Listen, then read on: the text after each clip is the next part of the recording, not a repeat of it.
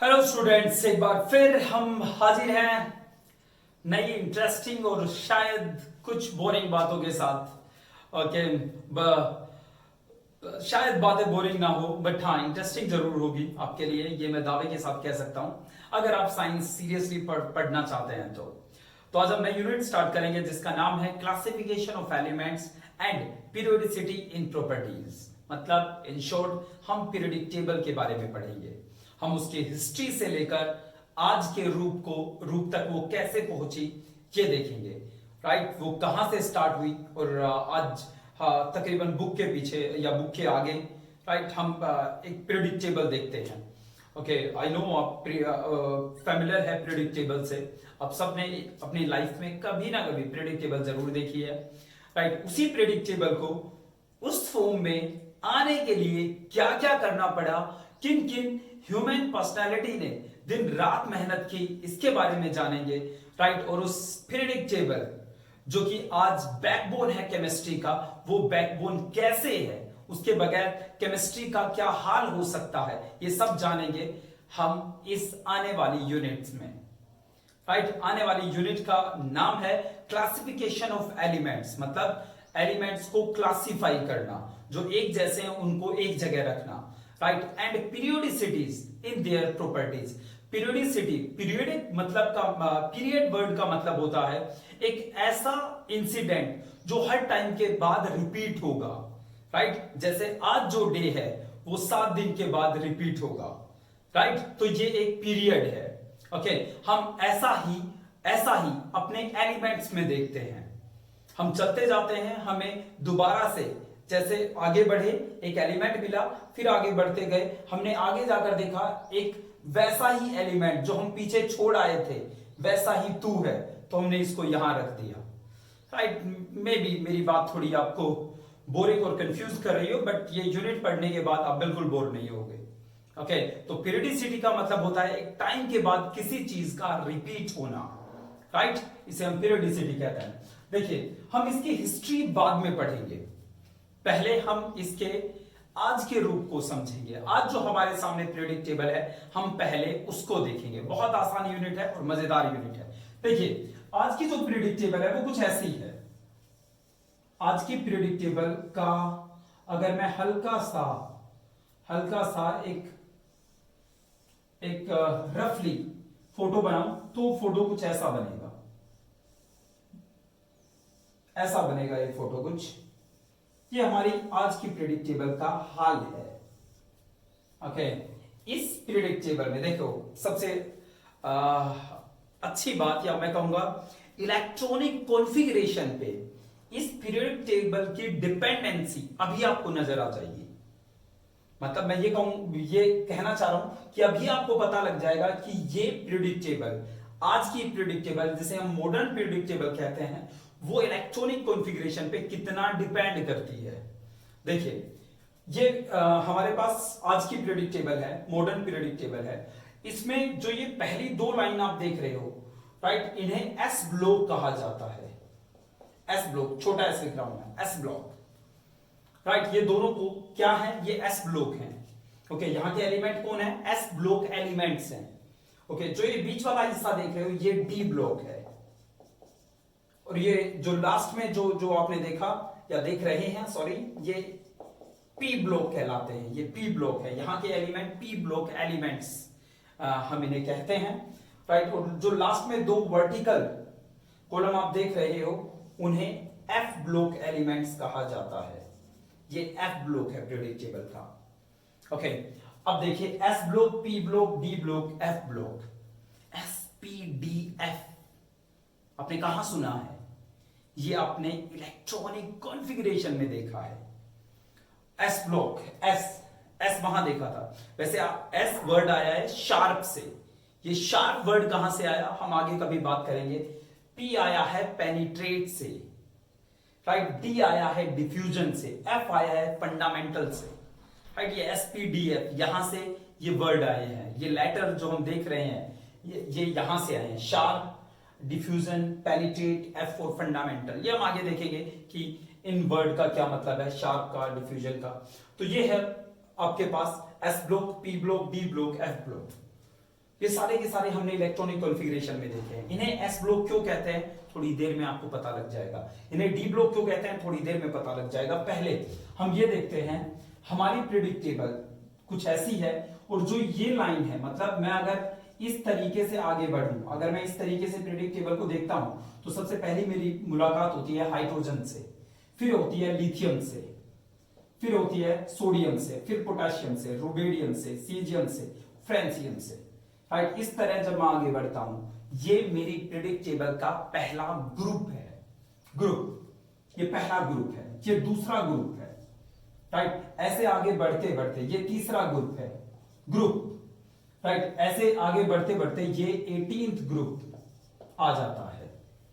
In short मैं ये कहना चाहता हूं कि मेरी प्रेडिक्ट टेबल में 18 ग्रुप्स है। इन दो लाइनों को हम अलग रखते हैं, राइट। इसको मेन प्रेडिक्ट टेबल से अलग क्यों रखा गया, कि हम आगे देखेंगे, बट फिलहाल हम ग्रुप को जब काउंट करेंगे तो इन दोनों को कंसिडर नहीं करेंगे, इन दोनों कॉलम को कंसिडर नहीं करेंगे, इन दो रोज को कंसिडर नहीं करेंगे। ओके, देखिए, तो मेरी प्रेडिक्ट टेबल में 18 ग्रुप्स हैं। ओके, और जब मैं ऐसे आगे बढ़ता हूं तो पहले मेरी मुलाकात होती है हाइड्रोजन से, फिर होती है हीलियम से। जब मैं अपनी नजरें ऐसे लेके जाता हूं तो हाइड्रोजन, हीलियम, ऐसे लेके जाता हूं तो दूसरे रो में मेरी मुलाकात होती है लिथियम से, राइट। फिर होती है बेरिलियम से, फिर होती है बोरोन से, कार्बन से, नाइट्रोजन, ऑक्सीजन, फ्लोरीन, नियोन। तो जब मैं इस तरीके से अपनी नजरें लेके जाता हूं तो ये मेरा पीरियड है, ये मेरा पहला पीरियड है, ये मेरा दूसरा पीरियड है, ये मेरा तीसरा पीरियड है। ऐसे करते करते हमारी प्रेडिक्ट टेबल में 7 पीरियड है। ओके, हम मॉडर्न प्रेडिक्ट टेबल 18 ग्रुप्स और 7 पीरियड से मिलकर बनी हुई है। In modern predict table we have 18 groups and 7 periods. Okay, हमारी जो प्रेडिक्ट टेबल आप बुक के आगे देखते हो उसमें 18 ग्रुप्स हैं एंड 7 पीरियड्स हैं। ये भी बहुत पहले पूछा जाता था, उस टाइम बच्चे आप जितने इंटेलिजेंट नहीं होते थे एट दैट टाइम, ये कभी पीएमटी में ऐसे क्वेश्चन भी आते थे कि प्रेडिक्ट टेबल में कितने ग्रुप हैं, कितने पीरियड, राइट। आज के दिन इसके आने की कोई चांस नहीं है, बट आपको याद रखना है क्योंकि इतना बहुत ऑब्वियस सा क्वेश्चन है, ये पता ही होना चाहिए। तो हमारी प्रेडिक्ट टेबल में 18 ग्रुप हैं एंड 7 पीरियड्स हैं। ओके, अब एक बार पूरी प्रेडिक्ट टेबल को हम देख लेते हैं कि ये कैसे है। प्रेडिक्ट टेबल के सारे एलिमेंट्स देख लेते हैं बच्चों। तो सबसे पहले हम एस ब्लॉक एलिमेंट्स को याद करेंगे। एस ब्लॉक एलिमेंट्स को याद करेंगे। देखिए ये तरीका क्या है याद करने का। सबसे पहले हाइड्रोजन आता है, फिर आता है लिथियम। ओके, आप इसे ऐसे बोले, हेलिना की रब ने सुनी फरियाद, या आप लिख भी लेंगे अगर आपको ये याद नहीं हो रहा सिर्फ सुनने से तो, राइट। है ली ना की रब ने सुनी फरियाद, हेलिना की रब ने सुनी फरियाद। है स्टैंड्स फॉर हाइड्रोजन, लिथियम, ना सोडियम, पोटेशियम, रुबेडियम, रब, सुनी सीजियम, फरियाद, फ्रेंसियम। हेलिना की रब ने सुनी फरियाद, हेलिना की रब ने सुनी फरियाद, ये मेरी प्रेडिक्ट टेबल का पहला ग्रुप है। मुझे याद हो गया ये। कोई पूछेगा पहले ग्रुप के एलिमेंट बताओ, ये एलिमेंट्स हैं, पहले ग्रुप के एलिमेंट बताओ, तो मैं कहूंगा है हाइड्रोजन, लिथियम, ना, लीना, सोडियम, की पोटेशियम, रब, रुबेडियम, सुनी सीजियम, फरियाद, फ्रेंसियम। राइट बच्चों, राइट। तो हेलिना की रब ने सुनी फरियाद, ये रेडियो एक्टिव एलिमेंट है। बताना यहां जरूरी नहीं है, बट ऐसे ही टाइम पास के लिए हम ये सारी बातें करते रहेंगे। फरियाद, फ्रेंसियम एक रेडियो एक्टिव एलिमेंट है। हेलिना की रब ने सुनी फरियाद। ओके, दूसरा ग्रुप याद करेंगे, ये भी एस ब्लॉक का ही हिस्सा है। एस ब्लॉक में 2 ही ग्रुप हैं, पहला ग्रुप और दूसरा ग्रुप। देखो दूसरे ग्रुप को यहां लिथियम के आगे लिखना, बेटा मांगे कार स्कूटर बाप रोए। ओके, रोए, बेटा मांगे कार स्कूटर बाप रोए। Beryllium, magnesium, calcium, strontium, barium, radium, barium beryllium, दोनों में डिफरेंस है, बहुत बार बच्चे मिक्स कर देते हैं। बेरिलियम बीई, बेरियम छोटा सा है, बेरियम ये बीए है, बेरिलियम थोड़ा सा बड़ा है, राइट। चलिए बेरिलियम बेरियम। बेटा मांगे कार स्कूटर बाप रोए। बेरिलियम मैग्नीशियम कैल्शियम स्टोंटियम, थोड़ा गुनगुना के बोलना है, स्टोंटियम बेरियम रेडियम। रेडियम भी रेडियो एक्टिव है। इवन रेडियम वो पहला एलिमेंट था जो इंसान ने खोजा जो रेडियो एक्टिव था, right. First radio active element discovered by Marie Curie, right. First radio active element. Radio activity इसके टीचर, मैडम क्यूरी के टीचर हेनरी बेकुरले ने समझा दी थी, बट उसे पता था कि कुछ सब्सटेंस रेडियो एक्टिव होते हैं, बट कौन सा सब्सटेंस रेडियो एक्टिव होता है ये हेनरी बेकुरले को नहीं पता था। ये उसकी स्टूडेंट मैडम क्यूरी ने बताया कि देखो मेरे पास है पहला एलिमेंट जो मेरे टीचर कहता था, ये वो एलिमेंट है जो रेडियो एक्टिव है, जो रेडिएशन बाहर निकालता है, वो रेडियम था। खैर, लीना की रब ने सुनी फरियाद, बेटा मांगे कार स्कूटर बाप रोए। मेरे प्यारे बच्चों, मुझे उम्मीद है कि आपको ये दोनों ग्रुप्स अच्छे से याद हो गए होंगे। ओके, नहीं हुए तो लिखो और एक बार प्रैक्टिस करो। सिर्फ लीना की रब ने सुनी फरियाद ही प्रैक्टिस नहीं करना, लिथियम ना सोडियम की पोटेशियम रब रुबेडियम सुनी सीजियम फरियाद फ्रेंसियम, ऐसे याद करना है। बेटा बेरिलियम, मांगे magnesium, calcium car calcium, scooter strontium, बाप बेरियम, रोए रेडियम। ठीक है बच्चों, ऐसे याद करना है। अब हम बीच वाली लाइन को छोड़कर सीधे पी ब्लॉक पे आते हैं। पी ब्लॉक, बीच वाली लाइन को अभी याद करेंगे। P block, P block start होता है 13th ग्रुप से। ये मेरा एस ब्लॉक खत्म हो गया। मेरे प्यारे बच्चों, मुझे नाज है आप पे जिनने एस ब्लॉक को इतनी जल्दी याद कर लिया, एस ब्लॉक के एलिमेंट्स को याद कर लिया, उन पे नाज है। 13th ग्रुप देखिए, boron, right, aluminium, gallium, indium, thallium. Thallium, thallium मतलब Tl। ओके, इसको कैसे याद रखो करोगे?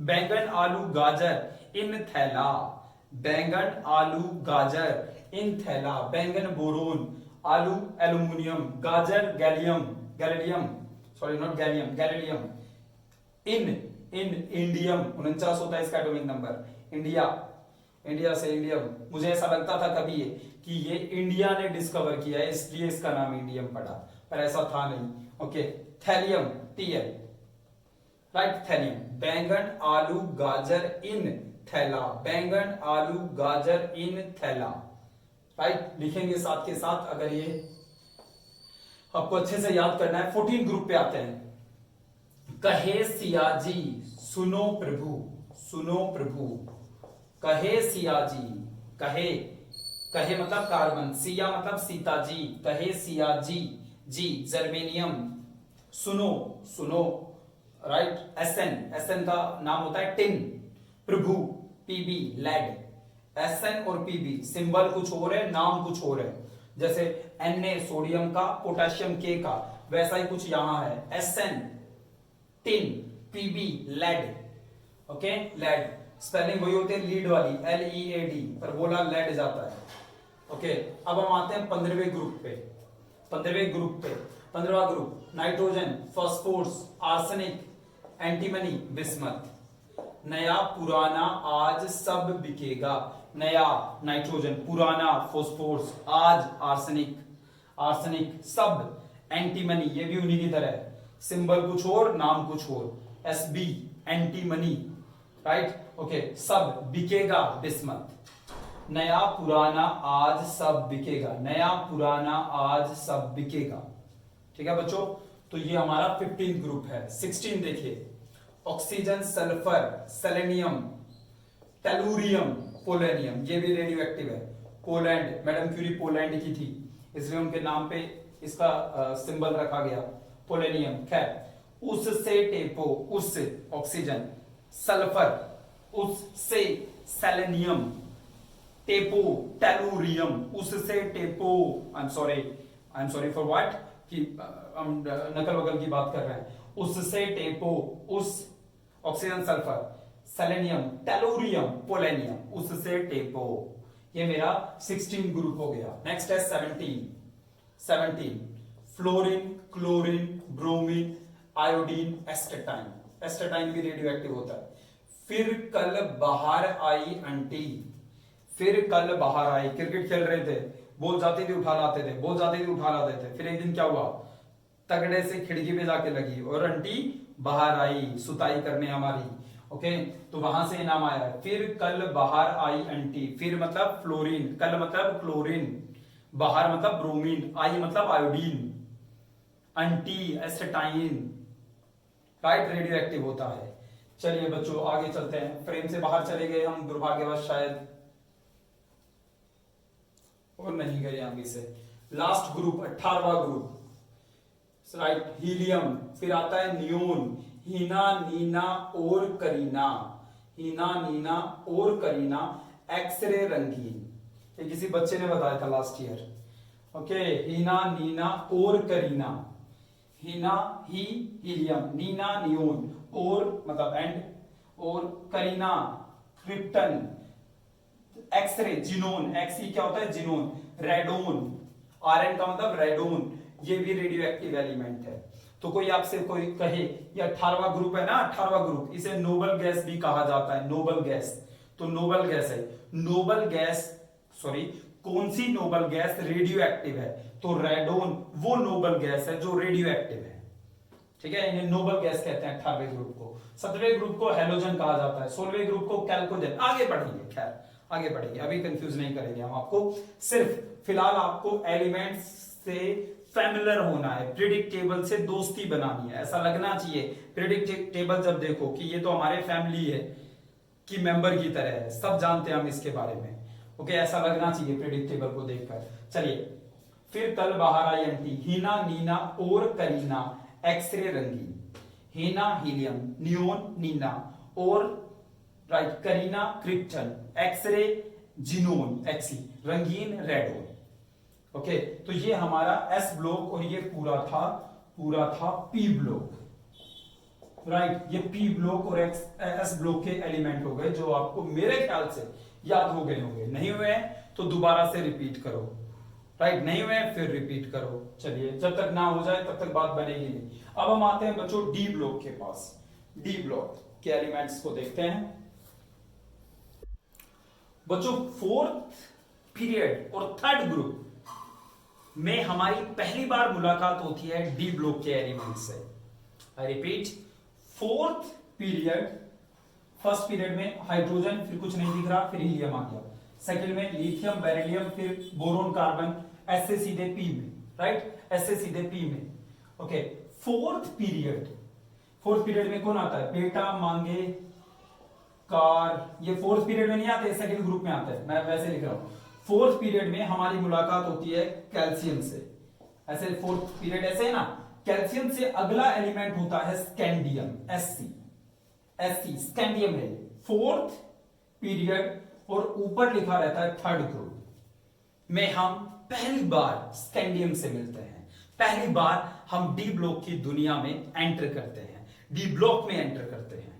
ठीक है, तो हमें ये डी ब्लॉक के एलिमेंट याद करने हैं, और डी ब्लॉक के एलिमेंट्स याद करते टाइम हम ग्रुप का सहारा नहीं लेंगे, हम पीरियड्स का सहारा लेंगे, राइट। हम पीरियड्स ऐसे ऐसे याद करेंगे डी ब्लॉक के एलिमेंट्स को। देखिए,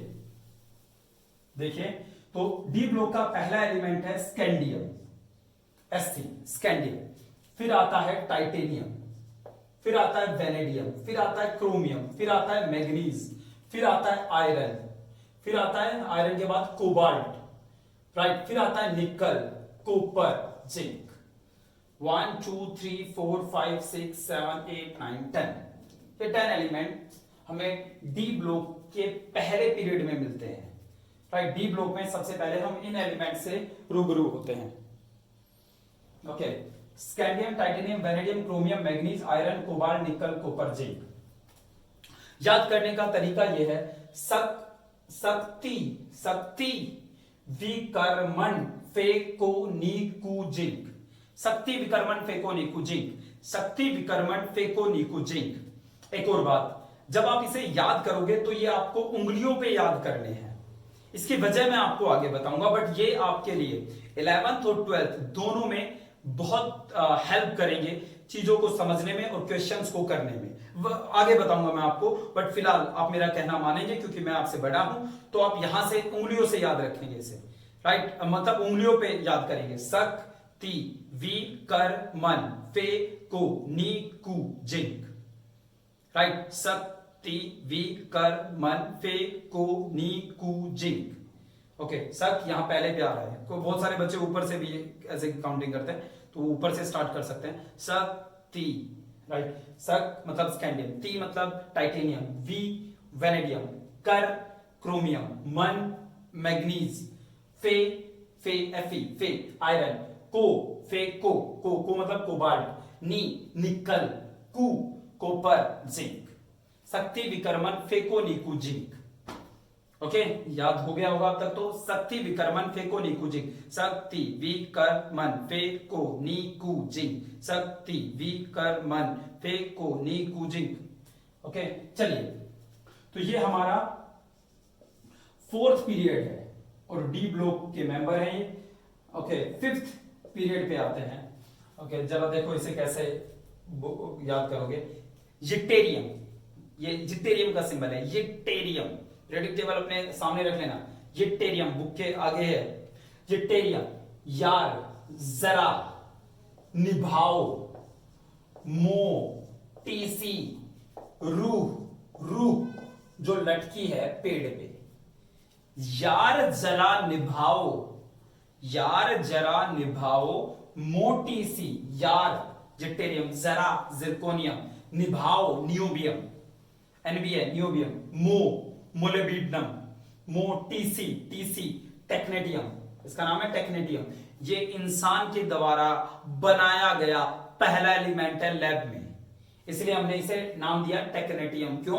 क्योंकि तू टेक्नोलॉजी से बना है, तू हमारी टेक्नोलॉजी से बना है, इसलिए हमने इसे टेक्नेटियम नाम दिया, टेक्नोलॉजी से बना हुआ, राइट। मोटी सी, रू रू रूथेनियम, रो रू रू रू रू होता है ना, रू, उर्दू में आत्मा को रूह कहते हैं, राइट। रू रूह जो लटकी है पेड़ पे, पीडी, पैलेडियम, रू रू, rhodium, ruthenium, rhodium, ruthenium, rhodium जो लटकी है पेड़ पे, पैलेडियम।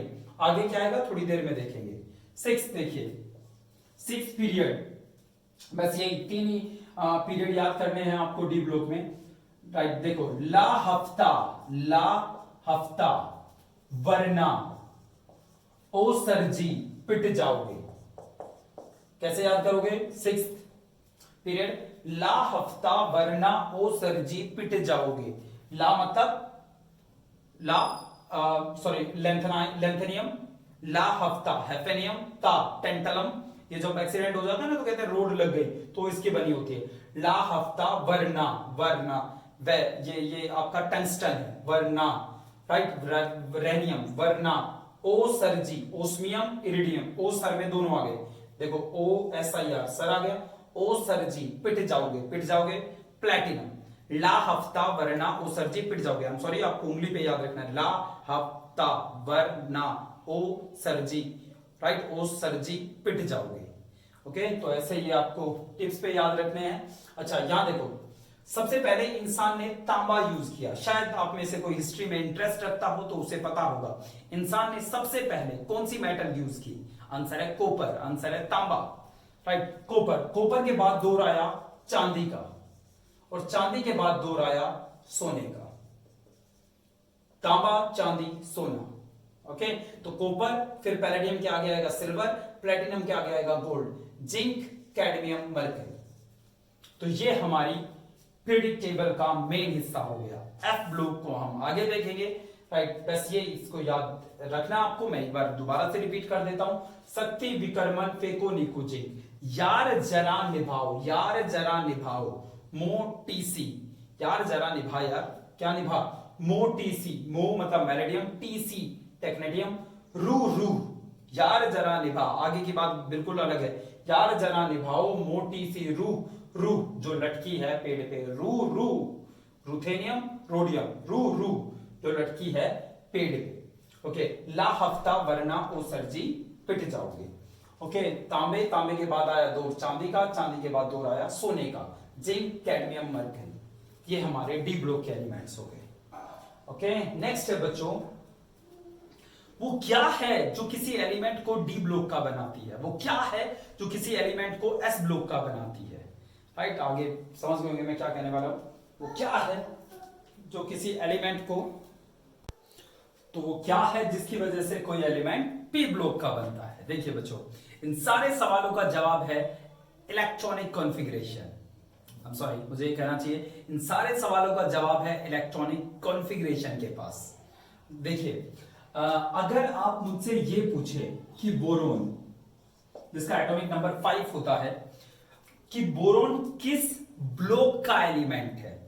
किसी ने मुझसे पूछा कि पीरियोडिक टेबल में एस ब्लॉक होता है, पी ब्लॉक होता है, डी ब्लॉक होता है, एफ ब्लॉक होता है, तो ये बताओ बोरोन जिसका एटॉमिक नंबर 5 है किस ब्लॉक में आएगा। मुझे बिल्कुल याद नहीं है इलेक्ट्रॉनिक कॉन्फ़िगरेशन। राइट, मुझे कोई अंदाजा नहीं है कि कहां आता है पीरियोडिक टेबल में। अब मैं कैसे बताऊं। राइट, हो सकता है कि किसी को याद हो कि यार बोरोन यहां आता था, यहां पी ब्लॉक होता है, तो answer P block they they. Right, but ऐसा मान लेते हैं हम में से किसी को याद नहीं है।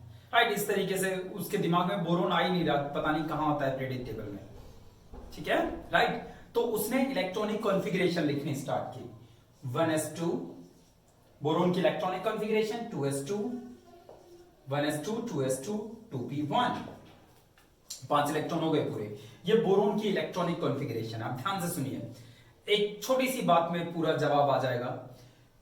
लास्ट इलेक्ट्रॉन जिस सबशेल में जाता है, आई रिपीट, लास्ट इलेक्ट्रॉन जिस सबशेल में जाता है वो एलिमेंट उसी ब्लॉक का मेंबर होता है। उसकी इलेक्ट्रॉनिक कॉन्फ़िगरेशन लिखते टाइम लास्ट इलेक्ट्रॉन जिस सबशेल में जाता है वो एलिमेंट उसी ब्लॉक का मेंबर होता है। तो बताइए बोरोन किस ब्लॉक का मेंबर है। बोरोन पी ब्लॉक का मेंबर है, क्योंकि लास्ट इलेक्ट्रॉन आपने पी में डाला है। राइट, पी में ऐड किया है, पी में भरा है। That's why boron belongs to P block. Okay, right, अगर मैं आपसे पूछूं एस ब्लॉक के एलिमेंट्स को डिफाइन कीजिए। राइट, एस ब्लॉक के एलिमेंट्स को, पी ब्लॉक के नहीं, तो बड़ी आसानी से आप कह सकते हो कि एस ब्लॉक के एलिमेंट्स वो एलिमेंट्स हैं जिनमें लास्ट इलेक्ट्रॉन एस सबशेल में जाता है। एस ब्लॉक का कोई भी मेंबर उठा लीजिए, चाहे वो लिथियम हो, चाहे सोडियम हो, चाहे बाप रोए मतलब रेडियम हो, बाप मतलब बेरियम हो, हर एक में एक चीज कॉमन है, इनकी इलेक्ट्रॉनिक कॉन्फ़िगरेशन लिखते time last electron S subshell में जाता है। What is the specialty? What are the special things in D block elements? What is the special in D block elements? अगर कोई आपसे पूछे तो आप कहना D block elements की तो ढेरों स्पेशलिटी है, बट एक स्पेशलिटी जो सब में कॉमन है, एक चीज जो सब में कॉमन है वो है हर एक का लास्ट इलेक्ट्रॉन D सबशेल में जाता है। ओके, राइट, तो आज से हमारे पास एक डेफिनेशन आ गई। किसकी डेफिनेशन? किसी ने पूछा what are S block elements, तो आप झट से बोलोगे S block elements are those elements in which last electron enters into S subshell. What are D block elements?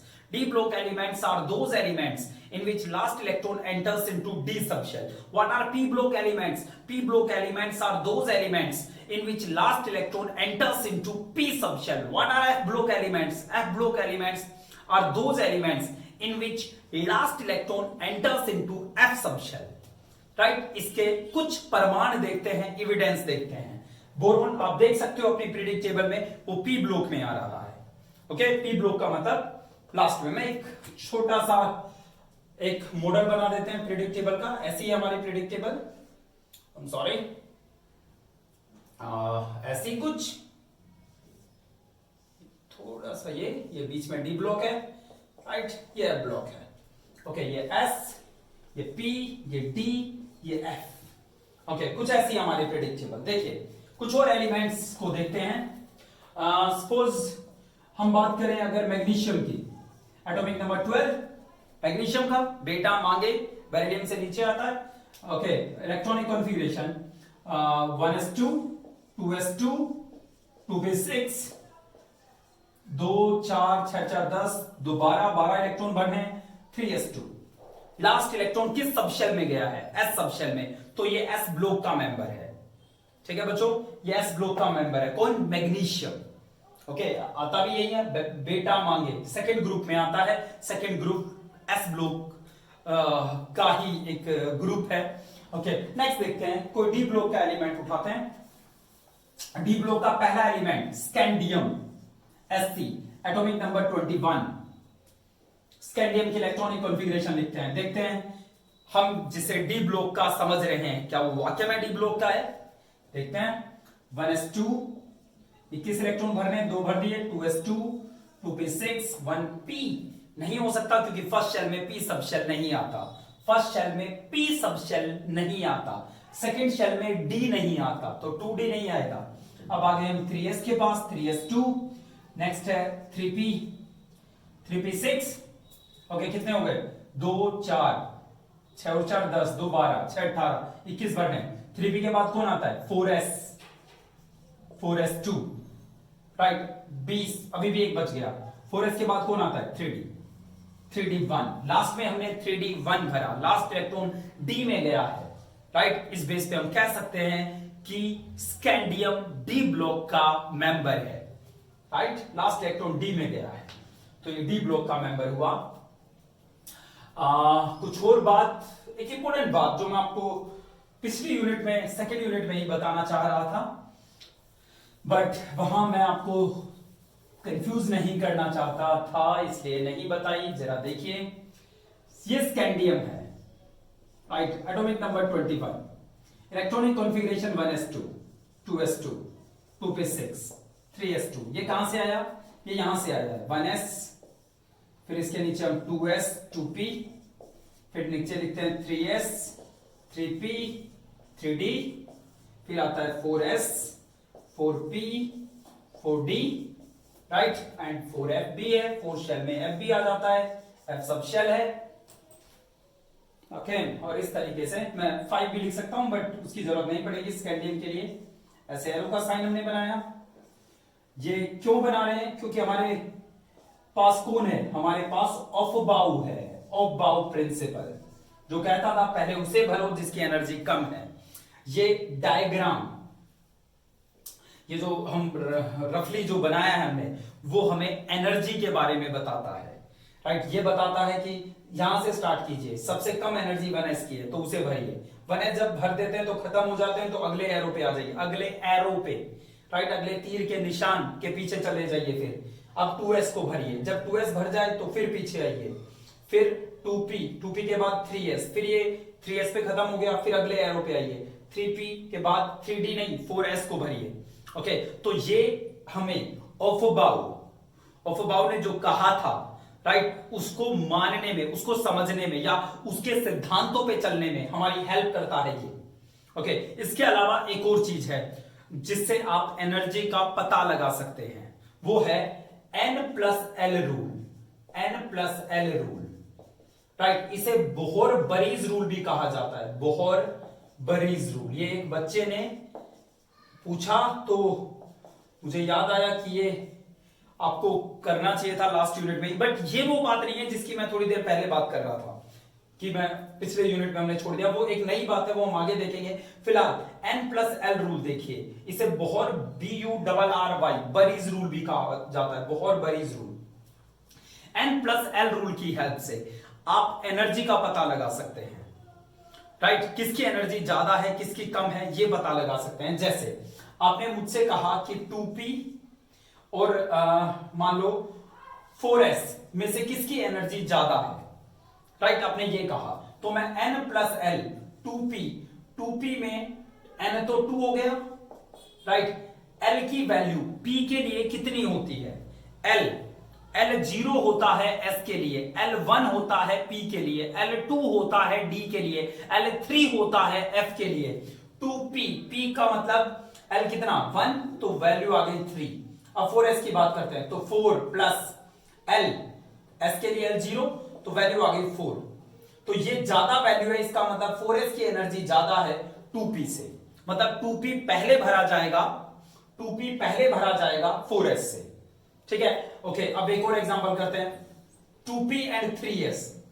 2p 2 + 1 3, 3s 3 plus s के लिए 0, इज इक्वल टू 3। अब आप कहोगे सर दोनों में सेम आ गई है तो 2p और 3s, क्या दोनों की एनर्जी सेम होती है? ना बाबा, दोनों की एनर्जी सेम नहीं होती। अगर वैल्यू सेम आ जाए, n प्लस l दोनों का सेम आ रहा है, तो जहां n कम है, n यहां 2 है यहां 3 है, जहां n कम है उसकी एनर्जी कम होगी, राइट? यानी यहां पे भी 3 यहां पे भी 3, बट इसका n कम है, राइट? n कम है तो इसकी एनर्जी कम होगी, तो 2p पहले भरा जाएगा 3s से।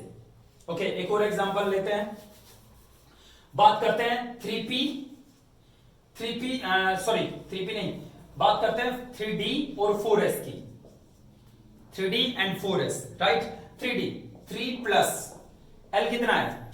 s के लिए 0 l, s के p के लिए 1 l, d के लिए 2 l, तो d के लिए 2, तो 3 प्लस 2 5, 4s 4 प्लस 0 4, राइट? ये कम है, n प्लस l कम है, यानी 4s की एनर्जी कम है, तो 4s को 3d से पहले भरेंगे। हालांकि ये बात आप पहले भी जानते हो, बट ये n प्लस l से भी आप एनर्जी का अंदाजा लगा सकते हो। बहुत बार वो सीधे क्वेश्चन पूछेगा कि n इतना है, l इतना है, n इतना है, l इतना है, n इतना, l इतना, तो बताओ किसकी एनर्जी ज्यादा? तो सीधे बोहर बरीज रूल लगाओगे। बोहर बरीज रूल क्या होता है? n प्लस l, जिसका n प्लस l कम उसकी एनर्जी कम। अगर n प्लस l सेम आ रहा है तो जिसका n कम उसकी एनर्जी कम। मेरे ख्याल से इस बात को समझने में आपको अपना ज्यादा दिमाग खर्च नहीं करना पड़ा होगा। चलिए खैर मुद्दे पे आते हैं। n प्लस l रूल सीखा अभी आपने, मुद्दा क्या है? 3s। Okay 3s। अब वो बात जो मैंने आपसे अब तक छुपाए रखी, इसके लिए मैं माफी चाहूंगा। ओके देखो बच्चों, 3s के बाद भरेंगे 3p 6, 3p के बाद भरेंगे 4s, 3p और 4s में हल्का सा गैप दोगे, 4s 2, यहां तक हो गए 20। 4s के बाद भरेंगे 3d को। एक बात है जो बार बार रिपीट होगी, पर मैं अभी ध्यान से सुनना, 4s को पहले क्यों भरा, 3d को बाद में भरेंगे 4s से? क्योंकि 4s की एनर्जी कम थी, 3d की ज्यादा थी। हम सब इस बात को जानते हैं, बट ये जो बात मैं कहने वाला हूं वो सोमरफील्ड ने कही थी। सोमरफील्ड नाम का एक साइंटिस्ट था, उसने कही थी जैसे ही 3d में इलेक्ट्रॉन जाएगा 3d की एनर्जी 4s से कम हो जाएगी। आई रिपीट, 4s की एनर्जी कम थी, इसलिए हमने उसे पहले भरा। किससे? 3d से, राइट? 4s के बाद जैसे ही 3d को फिल करेंगे, यहां तक इलेक्ट्रॉन हो गए 20, 21वां भरना है 3d में। 3d में जैसे इलेक्ट्रॉन जाएगा इसकी एनर्जी इससे कम हो जाएगी। तो आगे से आप कभी भी 4s के बाद 3d नहीं लिखोगे, 4s हल्का सा गैप दोगे, 3d में जैसे इलेक्ट्रॉन गया 3d को इसके साथ ही लिखोगे 3d1। आप अपनी बुक में या कहीं पे भी से मेरा मतलब कि बुक से ही है वैसे, या किसी इंटरनेट वगैरह पे। ओके इंटरनेट पे तो खैर गलत मिल सकता है, बट अपनी बुक में कभी भी देखोगे तो 4s के बाद 3d नहीं दिखाई देगा, 4s से पहले 3d दिखाई देगा। ओके क्योंकि 3d की एनर्जी ज्यादा थी इसलिए इसे बाद में भरा, पर जैसे ही इलेक्ट्रॉन, एक भी इलेक्ट्रॉन इसके अंदर गया, एक इफेक्ट आता है शील्डिंग इफेक्ट, इसकी वजह से इसकी एनर्जी कम हो गई और ये यहां लिखा जाएगा। हालांकि ज्यादातर स्टूडेंट्स, आपके साथ का कोई स्टूडेंट अगर नॉर्वे में बैठा है, इंडिया में बैठा है, इंडिया के किसी दूसरे स्टेट में बैठा है, वो 99% इसको ऐसे लिख रहा होगा 4s 3d1, पर आपको ऐसे नहीं लिखना। आपको ऐसे नहीं लिखना, आपको क्या कहना है? 3d में जैसे इलेक्ट्रॉन गया इसकी एनर्जी कम और ये आगे लिखा जाएगा। आपको ये बात ध्यान रखनी है। ओके वैसे मैं ध्यान दिलाता रहूंगा, बट आपको भी अपने दिमाग में इस बात को बिठा लेना है। ओके 3d की एनर्जी कम तो ये पहले लिखा जाएगा। ओके ये छोटी बात है, बट ये एक बड़ा बदलाव लेकर आएगी आपके अंदर। मैं लिख के देता हूं, क्योंकि इलेक्ट्रॉनिक कॉन्फ़िगरेशन किसी एक यूनिट की कहानी नहीं है, एक यूनिट की कहानी नहीं है। ये बंदर के पूंछ की तरह है जो हर यूनिट के साथ झूलती रहेगी। क्या? Electronic configuration. तो इसे तसल्ली से परफेक्टली करना जरूरी है। ओके खैर 3d, जैसे ही 3d में इलेक्ट्रॉन गया इसकी एनर्जी कम और इसको हमने यहां लिखा, बट इसका यह मतलब नहीं है कि आप कहोगे लास्ट में इलेक्ट्रॉन 4s भरा गया। नहीं, लास्ट में 3d ही भरा गया है, इसलिए स्कैंडियम डी ब्लॉक का ही एलिमेंट है। ओके एक और इंटरेस्टिंग बात बच्चों, अगर मान लो आप में से कोई बच्चा मेरी बात को नहीं मानता, वो कहता है नहीं सर 3D की एनर्जी ही ज्यादा है और वो ही लास्ट में आएगा, तो एक बात सोचो, जब ये एटम है स्कैंडियम का, इसमें इतने इलेक्ट्रॉन है, जब आप इसे एनर्जी दोगे तो इसका इलेक्ट्रॉन निकलेगा, इसका इलेक्ट्रॉन एक्साइट होगा। आपको पता है सबसे पहले कौन सा इलेक्ट्रॉन एक्साइट होगा? जिसकी एनर्जी पहले से ही ज्यादा है, राइट? कौन सा इलेक्ट्रॉन निकलेगा? कौन सा? जिसकी एनर्जी पहले से ही ज्यादा है। एनर्जी दी तो सबसे पहले उस इलेक्ट्रॉन ने, जिसके पास पहले से ही ज्यादा एनर्जी थी, इतनी एनर्जी ले ली कि वो वहां से निकल गया। हम पाते हैं हमेशा 4s का इलेक्ट्रॉन सबसे पहले निकलता है, जो इस बात का प्रमाण है कि इसी की एनर्जी सबसे ज्यादा है। हालांकि भरा ये पहले गया था, 3D बाद में भरा गया, पर 3D को जैसे ही भरा इसकी एनर्जी कम हो गई। ठीक है, आई होप आपको समझ में आ गया होगा। खैर, तो 3D की एनर्जी कम हो गई जैसे इलेक्ट्रॉन भरा गया, बट इसका यह मतलब नहीं है कि आप ये कहोगे कि लास्ट में हमने 4s को भरा है। नहीं, हमने लास्ट में 3D को ही भरा है, राइट? तो स्कैंडियम डी ब्लॉक का ही मेंबर है। चलिए बच्चों, ये बात थोड़ी सी आपको ऐसा लगेगी कि थोड़ी उलझाने वाली सी, या मे भी आपको मजा ना आए ये बात सुनकर, बट आई प्रोमिस यू कि आप आगे के सारे वीडियोस देखते जाइए। हर वीडियो में ये यूनिट जब तक चलेगी तब तक मैं ये बात दोहराऊंगा, और इस यूनिट के अंत तक आपके ये बात बहुत आम लगने लगेगी कि 3D की एनर्जी कम है तो हम इसे पहले भरेंगे। ओके, सॉरी, 3D की एनर्जी कम है, कम हो गई, आई एम सॉरी, तो इसे पहले लिखेंगे। नहीं, मुझे ये बोलना चाहिए था। खैर, चलिए बच्चों, अब एक और बात, ये स्कैंडियम की कॉन्फ़िगरेशन आपको पता लग गया कि ये डी ब्लॉक का मेंबर है। ओके, अब एक और बात, वैलेंस शेल क्या होता है? वैलेंस शेल, या इसको आउटर मोस्ट शेल भी कहते हैं, आउटर मोस्ट शेल। मैंने आपसे पूछा स्कैंडियम का वैलेंस शेल कौन सा है, राइट? या मैंने आपसे पूछा स्कैंडियम का आउटर मोस्ट शेल कौन सा है। शेल क्या होते हैं? शेल ये होते हैं, फर्स्ट शेल में 2 इलेक्ट्रॉन है, सेकंड शेल में कितने इलेक्ट्रॉन है? 2 या 8? सेकंड शेल में 8 इलेक्ट्रॉन है। सेकंड शेल के 2 हिस्से हैं, 2s और 2p, राइट? तो टोटल 8 इलेक्ट्रॉन है, क्योंकि ये 2 इलेक्ट्रॉन भी सेकंड शेल में, ये 6 इलेक्ट्रॉन भी सेकंड शेल में, राइट? सेकंड शेल में 8 इलेक्ट्रॉन है। थर्ड शेल में कितने हैं? 6, 2, 8 और 1, 9। फोर्थ शेल, सबसे बड़ा शेल, इसमें कितने इलेक्ट्रॉन है? 2, राइट? ओके, अब सुनिए वैलेंस शेल कौन सा है, या आउटर मोस्ट। आई होप आपको समझ में आ गया होगा। ये n की जो सबसे बड़ी वैल्यू है, n का मतलब ये आगे लिखी हुई डिजिट, शेल, जो सबसे बड़ा वैल्यू देख रहे हो आप, वही वैलेंस शेल है। यानी यहां सबसे बड़ी वैल्यू है 4, तो इसका वैलेंस शेल है 4, इसका आउटर मोस्ट शेल है 4। वैलेंस शेल और आउटर मोस्ट शेल एक ही बात है। ओके, तो वैलेंस शेल इसका 4 है, या आउटर मोस्ट शेल क्या है? 4। ठीक है बच्चों, चलिए एक और बात बताइए, इसका वैलेंस शेल 4 या आउटर मोस्ट शेल भी कह सकते हैं 4 है। ओके, एक और वर्ड आप देखो, penultimate shell. Penalty, PNUL, penalty, TI, mate, MATE, penultimate shell. पहले तो पेनल्टीमेट वर्ड का मतलब समझो। पेनल्टीमेट वर्ड का मतलब होता है सेकंड लास्ट। 50 ओवर का मैच है, 49th ओवर चल रहा है, penultimate over is on running, right? हम कह सकते हैं 2020 मैच है, 19th ओवर चल रहा है, तो पेनल्टीमेट ओवर चल रहा है। ठीक है, लास्ट में कोई बच्चा बैठा है, उससे आगे आप बैठे हो, तो आप पेनल्टीमेट बेंच पे बैठे हो। ठीक है, पेनल्टीमेट कोई केमिस्ट्री का वर्ड नहीं है। पेनल्टीमेट का मतलब ही होता है सेकंड लास्ट, लास्ट से पहले वाला, राइट? पेनल्टीमेट शेल मतलब लास्ट शेल से, आउटर मोस्ट शेल से पहले वाला। तो पेनल्टीमेट शेल यहां है 3, right? Fourth shell valence shell, तो पेनल्टीमेट शेल होगा 3rd। एक और वर्ड है anti penultimate, anti penultimate, penultimate shell. Anti penultimate का मतलब है वैलेंस शेल, उससे पहला और फिर उससे पहला। मतलब 50 ओवर का मैच है, 48वां ओवर चल रहा है, तो एंटी पेनल्टीमेट ओवर चल रहा है। 2020 मैच है, 18वां ओवर चल रहा है, तो एंटी पेनल्टीमेट ओवर चल रहा है। लास्ट बेंच से अगला, फिर उससे आगे आप बैठे, तो आप पेनल्टीमेट बेंच पे बैठे हो। तो यहां एंटी पेनल्टीमेट बेंच पे बैठे हो, तो एंटी पेनल्टीमेट शेल है सेकंड। राइट। वैलेंस शेल 4, इसका आप सबसे ज्यादा जिक्र सुनोगे अपनी जिंदगी में। ओके, पेनल्टीमेट शेल, इन तीनों में से इसको आप अपनी लाइफ में सबसे ज्यादा सुनोगे, वैलेंस शेल। बट इस यूनिट के लिहाज से ये दोनों भी आपको याद रखने जरूरी है, पेनल्टीमेट, एंटी पेनल्टीमेट। तो सेकंड लास्ट, थर्ड लास्ट। चलिए बच्चों, तो ये था पेनल्टीमेट, एंटी पेनल्टीमेट शेल। इसका जिक्र हम बाद में करेंगे कि इसका फायदा क्या है, बट फिलहाल वैलेंस शेल का फायदे की बात कर लेते हैं। ये हमारी लास्ट बात है आज की। जैसा कि आप जानते हैं, हमारी प्रीडिक्ट टेबल में 18 ग्रुप और 7 पीरियड्स होते हैं। आज मैं आपको ऐसी बात बताने वाला हूं जो श्री कृष्ण ने अर्जुन को बताई थी, पर वो कभी लिखी नहीं गई।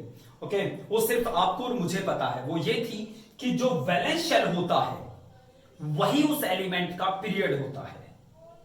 राइट, कृष्ण ने अर्जुन को क्या बताया कि हे पार्थ, जो वैलेंस शेल है वही उस एलिमेंट का पीरियड होगा। मतलब स्कैंडियम प्रीडिक्ट टेबल के चौथे पीरियड में आएगा। आई रिपीट, स्कैंडियम प्रीडिक्ट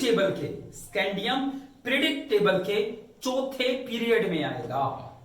जो वैलेंस शेल होता है वही उसका पीरियड होता है। अपनी प्रीडिक्ट टेबल देखना, ये फर्स्ट पीरियड, ये सेकंड पीरियड, ये थर्ड पीरियड और यहां होगा फोर्थ पीरियड। यहां आपको स्कैंडियम मिलेगा। ठीक है बच्चों, जो वैलेंस शेल होगा वही पीरियड होगा। एक और एलिमेंट उठा लेते हैं जाते जाते। कौन उठाएं, किसको उठाएं?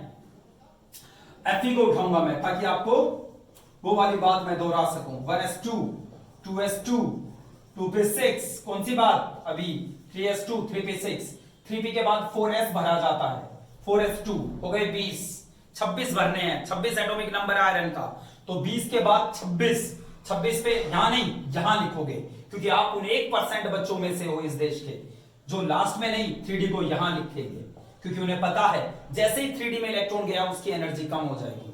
लास्ट में किसको भरा? 3d को भरा। राइट, 3d को भरा है। तो स्कैंडियम आयरन डी ब्लॉक का मेंबर है, इसमें तो कोई दो राय नहीं है। अब बात करते हैं पीरियड की। पीरियड किसको देखकर बताते हैं? पीरियड वैलेंस शेल को देखकर बताते हैं। वैलेंस शेल कौन सा है? 4, तो यही इसका पीरियड है। स्कैंडियम के जिस पीरियड में स्कैंडियम है उसी पीरियड में आप Fe को भी पाओगे, आयरन को भी देखोगे। ओके, एक और करते हैं एग्जांपल,